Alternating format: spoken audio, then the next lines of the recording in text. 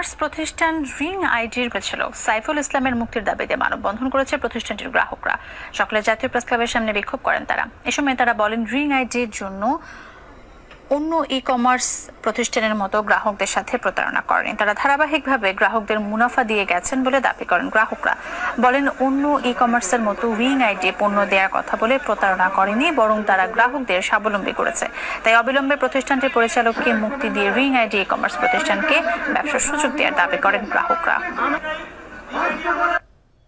তারা পালানোর চিন্তা ভাবনা থাকতো, প্রতারণাকারীর চিন্তা ভাবনা করা থাকতো, তারা সেই দিন তারপর দিন থেকে কিন্তু রিং আইডি ক্লোজ করে দিতে পারতো। আমরা গ্রাহক যারা আছি আমরা কেউ লসে নাই। আমি নিজে পার্সোনালি 10,000 টাকা দিয়ে আইডি খুলছি। এ পর্যন্ত ফার্স্ট থেকে আছে আমি রিং আইডির সাথে, এ পর্যন্ত 1 লক্ষ টাকা প্লাস আমি এখান থেকে আর্ন করছি। যারা ইউজার আছে, এখানে অনেক স্টুডেন্ট আছে, এখানে ছাত্র আছে, এখানে অনেক দরিদ্র আছে, রিস্কাওয়ালা আছে। যদি রিং আইডি যদি সরকারের যদি না থাকে।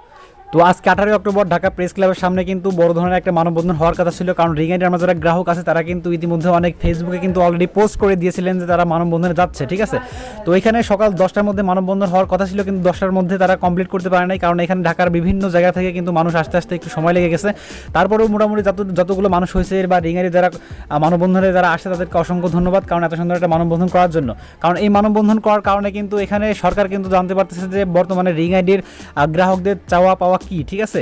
তো এখানে আমরা কিন্তু বিভিন্ন মানুষ কিন্তু এখানে অলরেডি রিং আইডিতে প্রতারণা শিকার হয়ে গেছে বা 1 টাকাও কিন্তু এখানে তুলতে পারে না, এরকম কিন্তু অনেক মানুষ এখানে আছে, ঠিক আছে। তো আপনারা যারা মানববন্ধনে অংশগ্রহণ করতে পারেন নাই অবশ্যই কমেন্টে রিং আইডির সাপোর্ট দিয়ে কমেন্ট করে যান, তাহলে কিন্তু সরকার এই বিষয়ে কিন্তু অনেক গুরুত্ব দিবে আমরা আশা করি। এই রিং আইডির ব্যাপারে কিন্তু অনেক নিউজ পেপারে কিন্তু এই ব্যাপারে কিন্তু অলরেডি প্রতিবেদন অলরেডি করেছে, ঠিক আছে।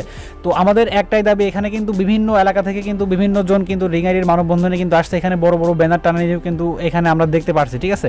তো আমাদের একটাই দাবি, আমাদের মাননীয় প্রধানমন্ত্রী শেখ হাসিনা কিন্তু এর আগে একটা বক্তব্য দিয়েছিল, আমি এর আগের একটা ভিডিওতে কিন্তু আপনাদের জানিয়ে দিয়েছিলাম। তিনি সেখানে বলেছিলেন যে বাংলাদেশে যত কমার্স সাইটে আছেন বা অনেকে কিন্তু ইনভেস্ট করে ফেলেছেন কিন্তু 1 টাকাও তুলতে পারেন নাই, সেই সমস্ত যারা ইনভেস্ট করে ফেলেছেন তাদেরকে টাকা ফেরত দেওয়ার জন্য আমরা চেষ্টা করব। তো আমরা মাননীয় প্রধানমন্ত্রীর কাছে একটাই অনুরোধ করব, আমাদের যারা রিং আইডির গ্রাহক আছেন তাদেরকে অবশ্যই রিং আইডিকে যদি ফেরত দেন, অথবা আমাদের যারা রিং আইডির গ্রাহক আছেন বা কিছু টাকা এখান থেকে তুলতে পারেন নাই আর তাদেরকে কিছু টাকা যদি ফেরত দেন, তাহলে কিন্তু এখান থেকে কিন্তু সবাই কিন্তু একটা উপকার পাইত, ঠিক আছে। কারণ এখানে কিন্তু বেশিরভাগ মানুষই কিন্তু স্টুডেন্ট। তো মানববন্ধনের সময় কিন্তু বৃষ্টির কারণে কিন্তু মানববন্ধনটা একদম ক্লিয়ার করতে পারে নাই, তারপর যতটুকু করতে পারছে আলহামদুলিল্লাহ।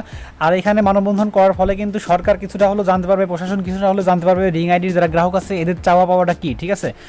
তো আপনারা যারা রিং আইডির মানববন্ধনে যোগ দিতে পারেন নাই তারা অবশ্যই রিং আইডিকে সাপোর্ট দিয়ে কমেন্ট করে যান। তো আজকের মতো ভিডিওটি এই পর্যন্ত, দেখা হবে আপনাদের সাথে পরবর্তী আরেকটা আপডেট বিষয় নিয়ে। ততক্ষণ আপনারা সবাই ভালো থাকবেন। আরেকটা কথা বলে রাখি, আপনি যদি এই চ্যানেল নতুন হয়ে থাকেন অবশ্যই চ্যানেলটি সাবস্ক্রাইব করে রাখতে পারেন, কারণ এই চ্যানেল থেকে প্রতিনিয়ত আপনারা রিং আইডির আপডেট বিষয় সহ অন্যান্য সমস্ত বিষয় আপনারা সবার আগে জানতে পারবেন। তো আপনার সাথে দেখা হবে পরবর্তী আরেকটা ভিডিও নিয়ে। ততক্ষণ আপনারা সবাই ভালো থাকবেন, সুস্থ থাকবেন এবং নিজের প্রতি খেয়াল রাখবেন।